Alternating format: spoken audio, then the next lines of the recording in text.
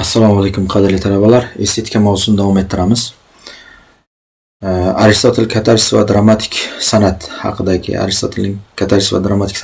fikrlari haqida gaplashamiz bugun. Aristotel umuman san'at estetikada asosan katarsis tushunchasi haqida ko'proq fikr yuritgan. Aristotel san'atni tomoshabinlarga his-tuyg'ularni tozalash vositasi sifatida ko'radi. Dramatik san'at insonning ruhiyatini o'rganish va ifodalash vositasi sifatida ko'radi san'atni Aristotel. Demak, qiziqarli fakt shundan iboratki, Aristotelning poetika asarida u dramani 3 qismga bo'ladi. Bular ekspozitsiya, konflikt va so'nggi, ya'ni hal qilish bosqichi. Aristotelning katarsis nazariyasi haqida gapiradigan bo'lsak, katarsis Aristotel nazarida emotsiyalarni tozalash jarayoni hisoblanadi. Poetikada uning o'rni muhim. Rahm-shafqat, qo'rqish va poklanish asosiy elementlar hisoblanadi katarsisda. Xo'p, dramada katarsis jarayoni. Birinchisi sahna, ya'ni asosiy voqealar va ziddiyatlar paydo bo'ladi. Ikkinchisi rahm-shafqat, ya'ni tomoshabin qahramonga mehribonlik bilan qaraydi. Uchinchisi qo'rqish. Yomon oqibatlarga nisbatan xavotir tug'iladi, ya'ni u qahramonning boshiga biror ish kelishidan xavotirlanadi, qo'rqadi.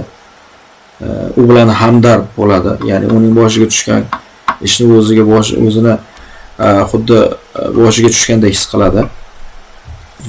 U bilan hamdard bo'lgandan keyin oxirgisi, ya'ni emotsional tozalanish, ya'ni katarsis. Drama yakunida his-tuyg'ular yengillanadi, ya'ni tomoshabin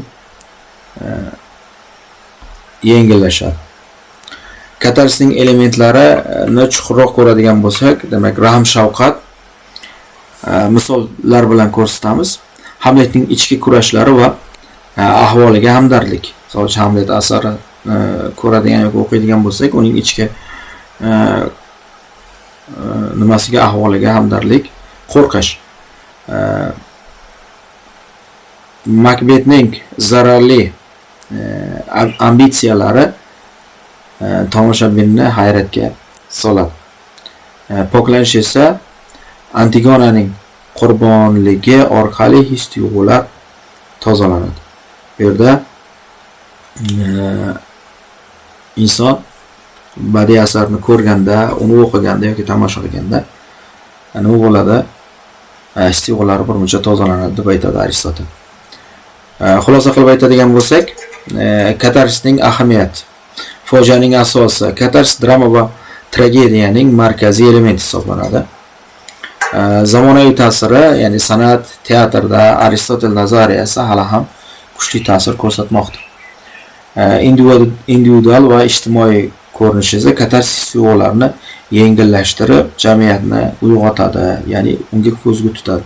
Ya'ni insonning masalan yuziga qora bo'yalganda, ya'ni insonning yuzi qora bilan bo'yalganda, agar kimdir uni aytsaki, yuzing qora ekan desa, unda nima qiladi?